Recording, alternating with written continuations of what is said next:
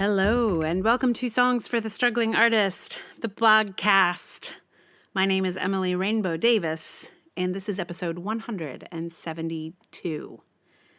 And today's blog is not one I was going to turn into a blogcast. I was just going to let this one lie by the side of the road like I let lie most of the rejection-based posts that I do over on the blog.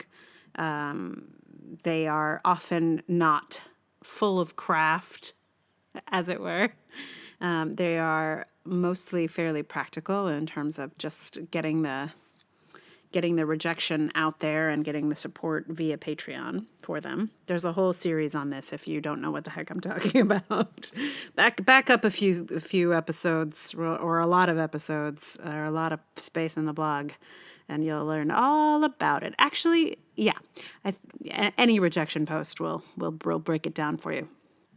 But this one, I decided to give you guys, the listeners, because like 3 people shared it, which is a lot of people for most of the blogs, honestly, lately. I don't know, for whatever reason, I think the Facebook algorithms or the Twitter algorithms or both or whatever, like stuff is just not going through a whole lot. So to have this particular blog get shared so much was interesting to me.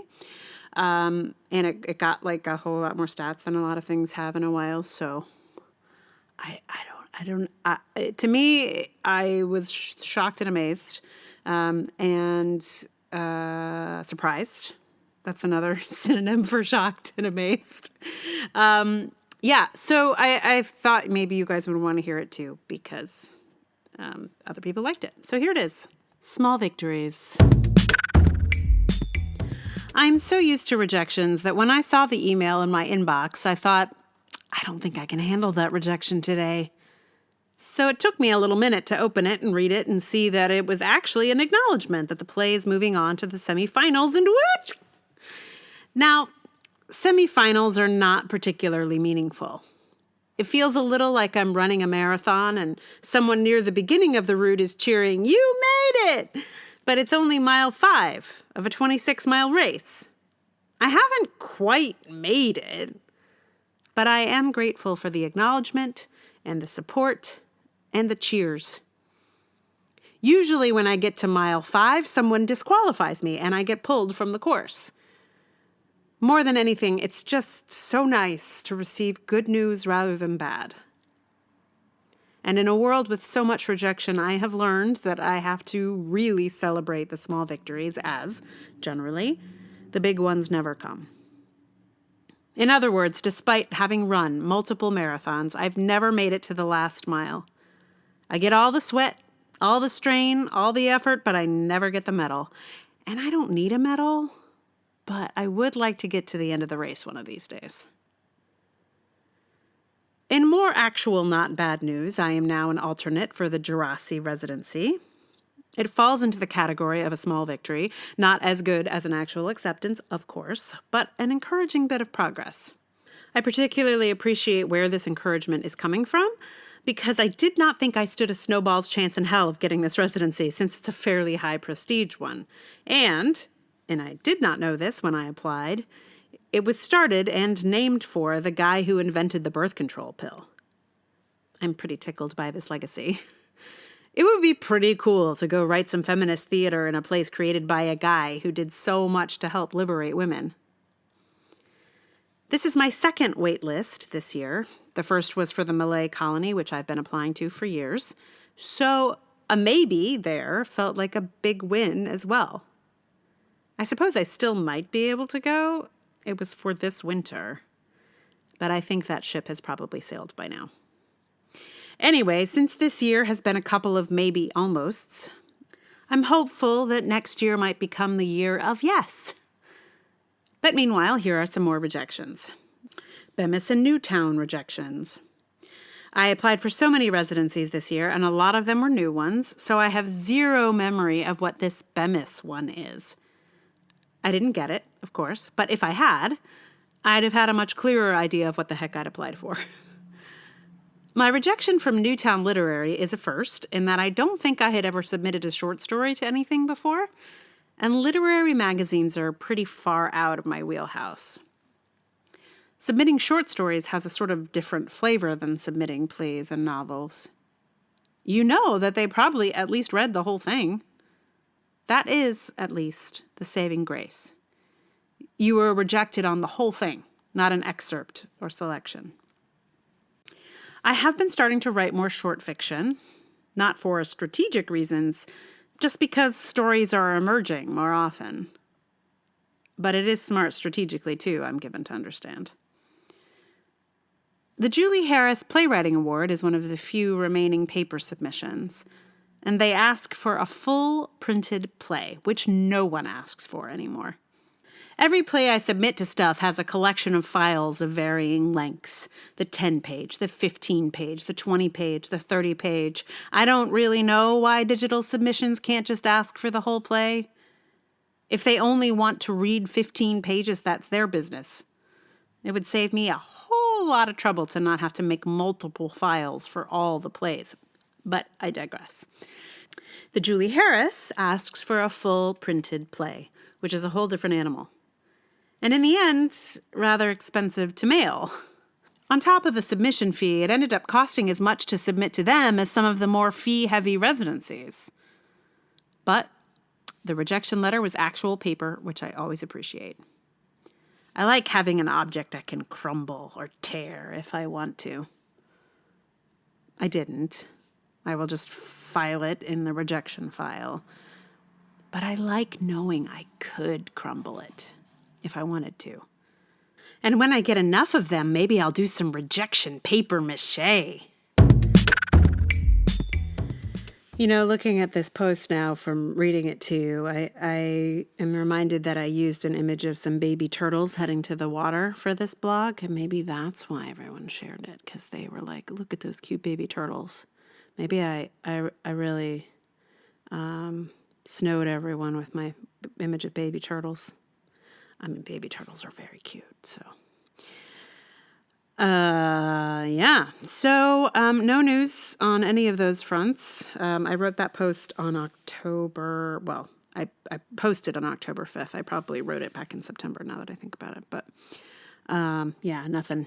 No news on the alternates, wait lists, no news on the semifinals. The finals I'm supposed to find out about in November. So we got a couple of days until November. And maybe that will be good news. And it'll be, I'll get to like mile 20 on the marathon. That'd be good. Maybe. And maybe not. Crapshoot. That's what this is. Anyway, I am a little, there's so many posts that I still have to do a blogcast for. So they're coming. I haven't been doing like more than one blogcast in a week. It feels like sometimes, I actually am curious to know from you guys about this, because I notice for myself when I listen to a podcast, I sort of look for it on the day that it's supposed to happen. And if they give me an extra one, sometimes I miss the previous one. So it feels like in order to give whichever episode comes out its fair shot, I need to keep it up for the week. But maybe it's you would just rather you catch all of them and you're hyper alert to knowing when one is coming. Anyway, that's partly why I haven't sort of skipped ahead to try and catch up with myself. But there's more coming. More of these are coming down the pike. So today's song is a song that I love. I loved it as a child. No, like, does it count as a child if I was like a preteen? I don't know. I loved it in my youth, and I loved working on it for you. It is Howard Jones's "Things Can Only Get Better," and yeah, it's funny. I don't think I ever really paid attention to the verses before, and they are oddly poignant. and reflective of this very post. So it seemed like the perfect song for this episode. So enjoy that in a few moments. Before I give you the song, just want to say, A, thank you for listening. B, if you would like to support the podcast, there are a few ways to do it. 1, tell somebody about it. 2, share it on the social medias. There are links to the Songs for the Struggling Artist, various accounts in the show notes. Like 5 stars on iTunes is good. Reviews are good. What else? If you'd like to support the podcast with your dollars, also awesome. There's patreon.com/Emily R. Davis. There's Ko-fi, there's PayPal. All of those links are in the show notes. Whatever support you can throw my way is always highly appreciated. Oh, and I also have a random question. One of my listeners told me about that she got she thought I'd changed the logo because the logo has been a photo from last year's branding episode. So I know she listens like on an iPhone. So if you are on an iPhone, are you having the same issue? I need to do some investigation. I don't know whether it just happens she has a weird quirk or if there's something that I need to have my podcast host fix. Because I did not actually change the logo. It's probably a good idea to change the logo, but I did not change the logo to a brand. I definitely did not do that. So, so if you have any like things like that, let me know about them because there's hopefully something I can do to fix it. So all of that said, thank you again for being a part of my tiny and fierce family of listeners. And here is Things Can Only Get Better.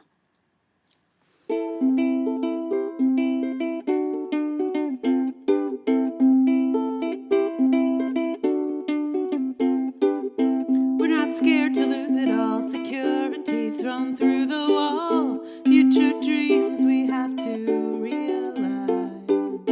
1,000 skeptic hands won't keep us from the things we plan, unless we're clinging to the things we prize.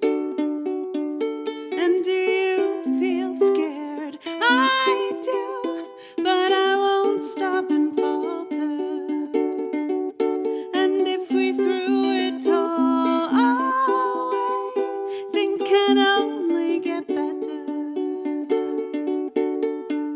Whoa, oh, oh, oh, oh, oh,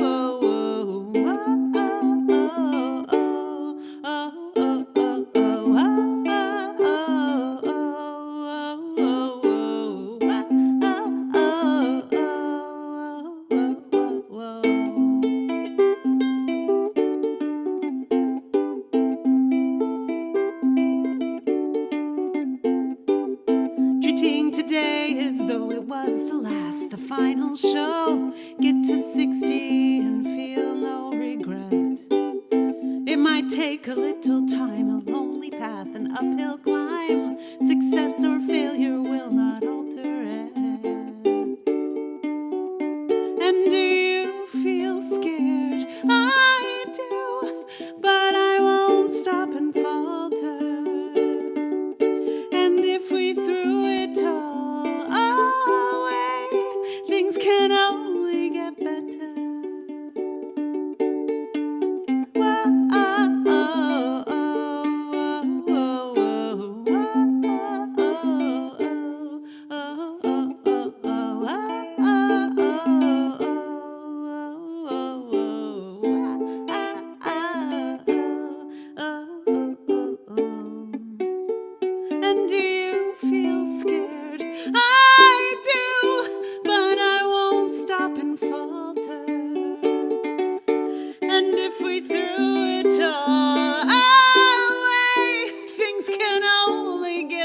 better.